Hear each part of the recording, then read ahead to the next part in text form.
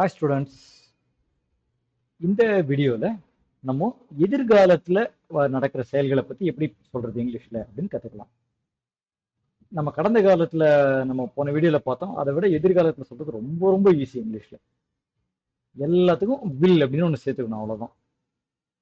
Will walk, நடப்பேன். Will talk, பேசுவேன். Will study, கற்பேன். வில் ரன், ஓடுவேன். வில் ரைட், எழுதுவேன். வில் ஈட், உண்பேன் இல்லை சாப்பிடுவேன். வில் ஸ்லீப், உறங்குவேன் இல்லை தூங்குவேன். டுமாரோ, நாளை, நாளைக்கு. நெக்ஸ்ட் வீக், அடுத்த வாரம். இப்போ இந்த வேர்ட்ஸ் எல்லாம் யூஸ் பண்ணி எப்படி நம்ம சென்டென்ஸ் பண்றது அப்படின்னு பார்க்கலாம். Ritish will walk. My mother will write. They will sleep. He will walk. We will eat. She will sleep. Our uncles will run. Your father will talk. இப்போ இதுக்கெல்லாம் அர்த்தம் உங்களுக்கு புரியுதா? நம்ம படிச்சதை விட அர்த்தம் புரியுதா அப்படின்னு ஒரு யோசிச்சு பாருங்க. யோசிச்சு பார்த்துட்டு வீடியோவை நீங்கள் ப்ளே பண்ணுங்க. நான் தமிழ் அர்த்தம் சொல்றேன்.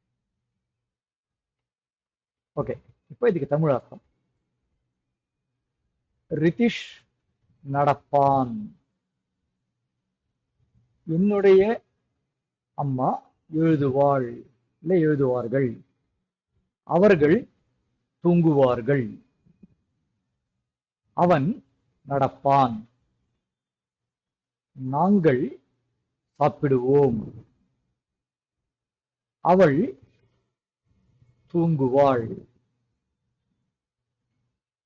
எங்களது இல்ல நமது மாமாக்கள் ஓடுவார்கள். உனது தந்தை பேசுவார். இந்த அர்த்தம் உங்களுக்கு புரிஞ்சிருந்தாங்க, உங்களுக்கும் இதே அர்த்தம் புரிஞ்சிருந்தாக்க நீங்க நல்லா இங்கிலீஷ் கற்றுக்கிட்டு இருக்கீங்கன்னு அர்த்தம். இப்போ இதில் புதுசாக ஏதாவது கவனிச்சிங்களா அப்படிங்கிறத யோசிங்க. அது முதல்ல யோசிச்சுட்டு வீடியோ பாஸ் பண்ணுங்க, யோசிங்க. யோசிச்சு முடிச்சதுக்கப்புறம் திருப்பி வீடியோவை ரன் பண்ணுங்க. ஓகே, ஸோ எதிர்காலத்தில் சொல்றதை பொறுத்தவரையிலும் சிம்பிள். நான் முன்னாடி சொன்ன போல வில், அந்த வெர்புக்கு முன்னாடி வில்லுன்னு ஒன்று ஆட் பண்ணிட்டீங்கன்னா போதும். அதே வெர்பு தான் எல்லாருக்கும். அது நம்ம முன்னாடிய ஈஸு ஆம் ஆர் எல்லாம் படித்த மாதிரிலாம் இல்லைங்க.